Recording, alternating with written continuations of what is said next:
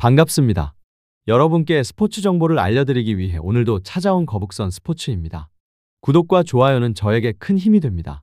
분석 시작 전 구독과 좋아요 한 번씩 눌러주시면 감사하겠습니다. 많은 분들이 계신 가입권유 없는 스포츠 카페와 분석 최종 조합 픽은 영상의 댓글에 기재해 두었습니다. 그럼 오늘의 경기 분석 시작해 보도록 하겠습니다. 첫 번째 경기는 창원 LG와 안양전 관장입니다. LG는 최근 홈과 원정에서 모두 안정적인 흐름을 이어가며 상승세를 유지하고 있습니다. 최근 4경기에서 3승 1패를 거두며 경기력의 완성도를 끌어올렸고 홈에서는 평균 득점 75점, 실점 71점으로 효율적인 경기 운영을 이어가고 있습니다. 특히 원정에서도 평균 81점을 기록하며 공격력이 꾸준히 살아나고 있으며 시즌 전반에 걸쳐 리바운드와 어시스트에서 강점을 보이는 안정적인 팀 조직력을 바탕으로 페이스를 유지하고 있습니다. 공격 효율 105.2, 수비 효율 100.2, 넷 효율 플러스 5.0은 LG가 리그 상위권 수준의 밸런스를 유지하고 있음을 보여주며 야투 성공률 46.3%와 세점 성공률 37.2% 역시 인사이드와 외곽을 고르게 활용하는 전술적 완성도를 증명합니다. 최근 맞대결에서도 LG는 정관장을 상대로 꾸준히 우세를 점하고 있으며 지난 3월 77대 62의 완승은 이번 경기에서도 심리적 우위를 부여하는 요소로 작용합니다. 반면 안양 정관장은 최근 5경기에서 3승 2패로 나쁘지 않은 성적을 유지했지만 원정에서는 경기력이 눈에 띄게 하락하는 모습을 보였습니다. 평균 득점 75.2점, 실점 68점으로 수비 안정성은 유지되고 있으나 공격 효율 101.9와 수비 효율 111.1은 강팀을 상대로는 버티기 어려운 수치입니다. 야투 성공률 47.5%로 기본적인 슛 밸런스는 갖추고 있지만 세점 성공률이 33.6%로 외곽 화력이 제한되어 있고 리바운드 32.2개로 LG에 비해 확실히 열세입니다. 여기에 주전 가드 박지훈이 족적 음망염으로 결장이 유력한 점은 가장 큰 변수입니다.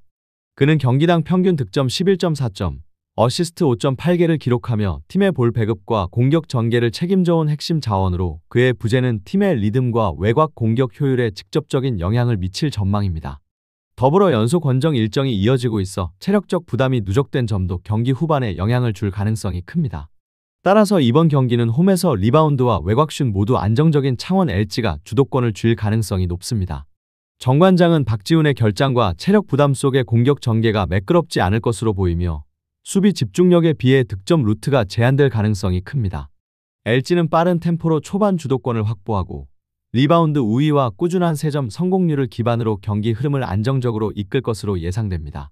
다만 양팀 모두 최근 득점 페이스가 리그 평균보다 높지 않아 전체 득점이 크게 치솟는 경기는 아닐 가능성이 큽니다. 결과적으로 LG가 경기 내내 페이스를 유지하며 6점 이상 격차로 승리할 가능성이 높고 전체적으로 득점이 제한된 언더 흐름이 예상됩니다. 창원 LG의 승리와 언더를 추천드리는 경기입니다. 두 번째 경기는 모로코와 프랑스입니다. 모로코는 조별리그부터 미국, 한국, 스페인 등 강호들을 차례로 꺾으며 결승 진출에 근접했습니다. 이 팀의 강점은 탄탄한 수비 구조와 빠른 역습 전환이며 중원의 마하마르 게심의 자비리가 안정적으로 경기 템포를 조율하며 후반까지 높은 집중력을 유지합니다. 특히 하프라인 근처에서의 간결한 패스 전환과 라인 사이 공간을 찌르는 직선적인 돌파는 이번 대회에서 여러 차례 위력을 발휘했습니다. 다만 짧은 일정으로 인해 체력 누적이 뚜렷하며 주전 미드필더 3명이 모두 380분 이상을 소화하면서 경기 막판 집중력 저하가 리스크로 작용할 가능성이 큽니다. 부상에서 복귀한 나임 비아르의 복귀는 중원 구성에 숨통을 틔워줄 긍정적인 변수지만 햄스트링 통증으로 선발이 어려운 사드 엘하다드의 결장은 측면 돌파 루트의 다양성을 줄일 수 있습니다. 이번 경기에서 모로코는 특유의 압박 유지력과 한 번의 역습 찬스 포착이 승부의 핵심이 될 것입니다.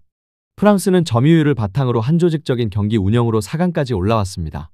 루카 미샬과 르보훈이가 각각 4골, 3골을 기록하며 팀 전체 득점의 절반 이상을 책임지고 있으며 두 선수 모두 중앙과 측면을 유기적으로 오가며 세컨존에서 전개를 완성하는 능력이 탁월합니다. 패스 성공률이 꾸준히 85% 이상을 기록하며 경기 전체의 리듬을 장악하고 있고 상대를 하프라인 아래로 몰아넣는 점유형 전술의 완성도가 돋보입니다. 그러나 부상으로 인해 무스타파 다보가 결장하게 되어 전방의 깊이가 다소 줄어든 점은 변수입니다. 그럼에도 불구하고 가댕 베유쿠의 복귀는 수비 라인의 안정감을 높여줄 긍정적인 요소입니다. 그는 지난 대회에서도 전 경기 풀타임을 소화한 경험이 있으며 이번에도 후반전까지 수비 집중력을 유지할 가능성이 큽니다. 다만 주요 수비수들이 모두 400분 이상을 소화하며 체력 부담이 누적된 상황에서 모로코의 빠른 역습은 프랑스에게 위협이 될 수 있습니다. 결국 이 경기는 모로코의 속도와 프랑스의 점유가 맞부딪히는 구도입니다. 모로코는 두 줄 수비를 바탕으로 순간적인 침투와 빠른 전환으로 프랑스의 점유형 전개를 흔들 가능성이 높으며 프랑스는 높은 빌드업 완성도와 중원 장악력으로 경기 전체를 통제하려 할 것입니다. 후반으로 갈수록 양팀 모두 피로 누적으로 공간이 넓어질 수 있으며 이는 루카 미샬 같은 결정력 있는 공격수에게 유리하게 작용할 가능성이 큽니다. 경기 흐름은 초반에는 팽팽하겠지만 중반 이후부터 프랑스의 패스 템포와 공격 다양성이 빛을 발하며 점차 주도권을 가져갈 전망입니다. 전체적으로 전술 완성도와 중원 통제력에서 프랑스가 한 수 위이며 후반으로 갈수록 득점이 교환되는 오픈한 양상이 될 가능성이 높습니다. 프랑스의 승리와 오버를 추천드리는 경기입니다. 마지막 경기는 아르헨티나와 콜롬비아입니다. 아르헨티나는 이번 대회 내내 가장 안정적인 팀 중 하나로 꼽히며 조별리그부터 이어진 완벽한 흐름 속에 최근 5연승을 기록했습니다. 델가도와 페레스가 중원에서 공수의 균형을 이끌며 경기 전체의 템포를 조율하고 높은 점유율을 기반으로 한주도적인 전개로 상대를 압박합니다. 공격에서는 사르코가 팀 내 최다 득점자로서 매 경기 위협적인 존재감을 발휘하고 있으며 실베티는 조커 역할로 2차례 결승골을 넣는 등 교체 자원으로 탁월한 효율을 보여주고 있습니다. 다만 핵심 공격수 마에르 카리초가 경고 누적으로 결장하면서 전방 결정력 유지에는 다소 부담이 따를 것으로 보입니다. 그럼에도 리오넬 곤살레스 감독은 다양한 공격 루트를 활용해 팀 밸런스를 유지할 계획이며 후반 교체 타이밍과 세컨드볼 전개가 경기의 승부처가 될 가능성이 높습니다.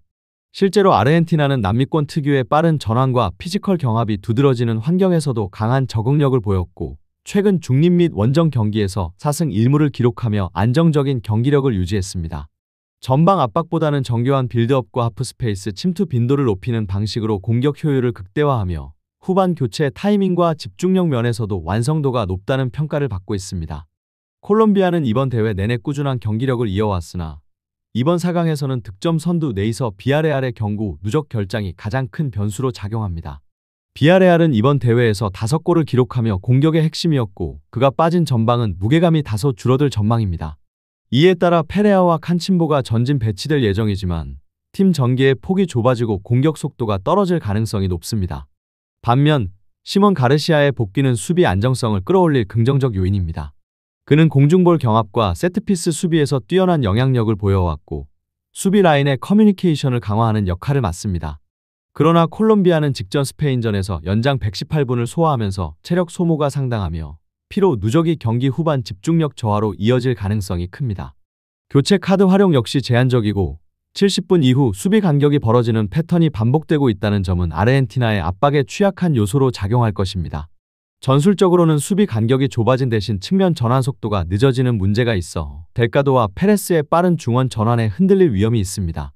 결국 이번 경기는 결장 변수와 체력 유지력이 승부의 핵심이 될 전망입니다.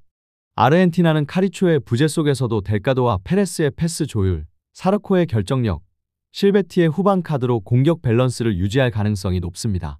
반면 콜롬비아는 비아레알의 결장으로 인해 전방 루트가 단조로워지고 빠른 전환이나 세컨드볼 압박에서도 효율이 떨어질 것으로 예상됩니다. 초반에는 콜롬비아가 강한 압박으로 버티며 역습 찬스를 노리겠지만 경기 시간이 흐를수록 아르헨티나의 중원 장악력이 강화되며 점유율 격차가 벌어질 가능성이 큽니다.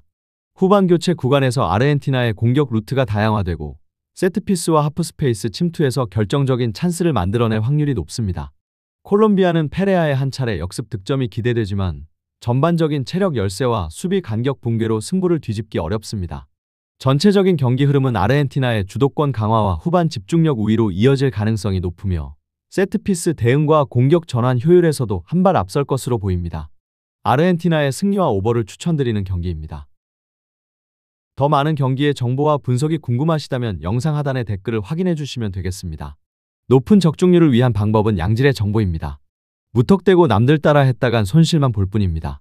최대한 전문가의 도움을 받아서 양질의 정보와 높은 적중률을 경험해보세요. 주저없이 유튜브 여러 전문가의 도움을 받아보시는 걸 추천드리고 당장 수익을 위해 가입비 내고 이용하는 곳에서 절대로 이용하시지 마시고 유튜브 여러 영상을 참고하셔서 베팅하시는 걸 추천드립니다. 오늘도 영상 시청해주셔서 감사드리고 건승하는 하루 되시길 바랍니다.